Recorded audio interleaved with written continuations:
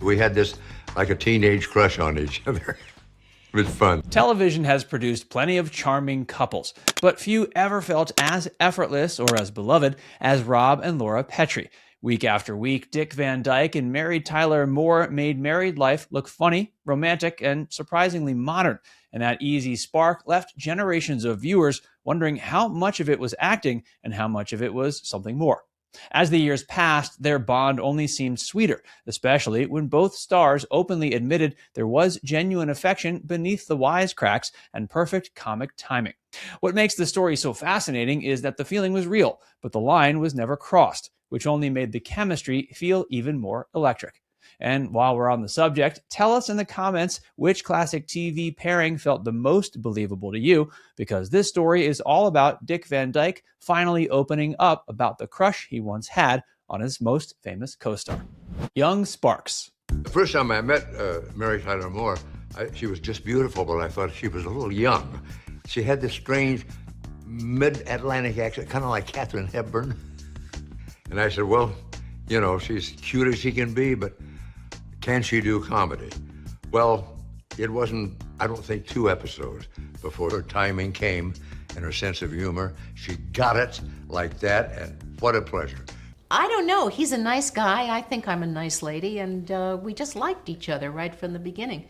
When the Dick Van Dyke Show began, Dick Van Dyke was already the title star, while Mary Tyler Moore was still a fresh face to many viewers. She was young, glamorous, and a little unexpected for the role. Van Dyke later admitted his first impression was not simply awe. He thought she was beautiful, but he also wondered whether she could really handle comedy. The hesitation did not last long. Within just a couple of episodes, he saw that her timing was razor sharp and that she understood exactly how to play off him. She was not just there to look elegant in capri pants and smile from across the living room. She was quick, funny, and fully in step with the show's rhythm. That is what made their scenes work so well. They never felt like a standard sitcom husband and wife delivering setup lines to each other. They felt playful. They teased, flirted, argued, and recovered in a way that made the audience believe there was a life going on before and after every episode. Van Dyke later described what developed between them as a teenage crush. That phrase says a lot. It suggests excitement, innocence, and a kind of emotional spark that stayed light on its feet. It was not framed as some sweeping secret romance. It was a mutual glow, and maybe that is exactly why it lasted so well in memory. The line they never crossed.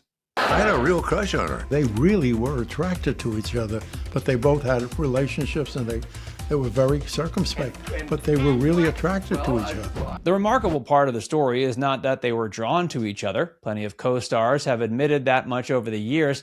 What makes this one stand out is both of them seem to understand that acting on it might have ruined the magic that made them special on screen. Mary Tyler Moore was surprisingly candid about that years later. She even joked that it was a terrible waste that they never had an affair. It's a funny line, but it also revealed something sincere beneath the humor. She clearly knew there had been real chemistry there, and she did not pretend otherwise. Still, the fact that they never crossed that line may have been the smartest thing either of them ever did for the show. Once a working relationship changes, the innocence is gone. Every scene carries extra baggage. Every disagreement becomes more personal. Every laugh has a second meaning attached to it. Instead, they preserved the tension exactly where audiences loved it most, in the performance. Viewers got all the sparkle without all the mess. Their closeness fed the work, and the work, in turn, protected the closeness. That balance is rare, and it helps explain why their pairing still feels unusually fresh decades later. Perfect timing. We got to the place where we were almost an improv group. Mary and I could read each other's minds, sometimes just for the fun of it. We'd rehearse a scene, and then we would do it from another perspective, another point of view. Well, what if instead of being angry, you were hurt? And we would play it that way just to see what would happen. One reason their bond became so memorable is that they complemented each other rather than competing for attention. Van Dyke brought elastic physical comedy, nervous energy, and that slightly gangly warmth that made him instantly likable. Moore brought polish, speed, and a subtle confidence that grounded every scene she entered. Together, they created a rhythm that looked effortless. A glance, a pause, a throwaway line, or a raised eyebrow could get a laugh because both actors knew exactly when to push and when to pull back. That kind of timing cannot be faked for very long. It comes from trust. Van Dyke himself seemed genuinely delighted by how quickly Moore found her footing. He had doubts at first, especially because of her unusual speaking style, but he soon realized she had the instinct of a first-rate comic actress. Once that clicked, the partnership became one of those rare combinations where each performer made the other look even better. That's why their attraction is almost beside the point, and yet central to the whole story. The crush mattered not because it turned into a scandal, but because it gave their scenes an undercurrent of warmth. The audience was seeing two people who clearly enjoyed each other, and that enjoyment translated into television gold. More than nostalgia. The chemistry that happened between us was just serendipity. What makes the story even more touching is that the affection didn't fade once the original series ended. Years later, when the two reunited for the gin game, Van Dyke said it felt as though they had just seen each other yesterday. That's not something people say about a connection that was merely professional. He made it clear that if he was going to do that project, there was really only one person he wanted beside him. That says a great deal. By then, both were legends. Both had worked with many talented performers, yet he still saw Moore as the partner who gave him confidence and mutual support. That reunion also showed something viewers had always suspected. Their chemistry was not just a product of youth, lighting, or black and white television magic. It came from a deep creative ease. Even after decades had passed, the instinct was still there. There's something almost comforting about that. In an industry full of feuds, bruised egos, and broken partnerships, theirs remained affectionate, funny, and grounded in genuine admiration. The crush may have started when they were young, but the fondness clearly outlived the moment that first created it.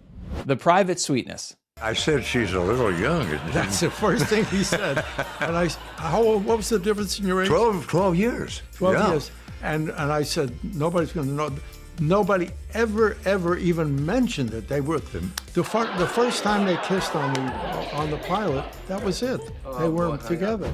One of the most charming details to surface later came from Van Dyke recalling how he once annoyed Moore with a caricature he drew of her.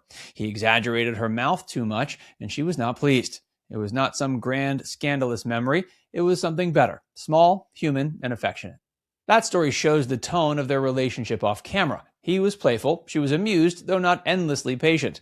He redid the drawing. She called him out. It sounds a lot like the same energy that made Rob and Laura Petrie so believable in the first place.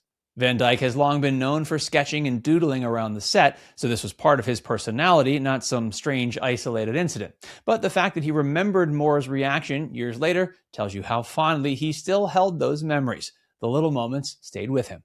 So when he speaks about a crush, it doesn't come across like a late-life publicity stunt or a rewritten fantasy. It feels more like an older man looking back with honesty and affection on a partnership that meant a great deal to him. Now it's time to hear from you.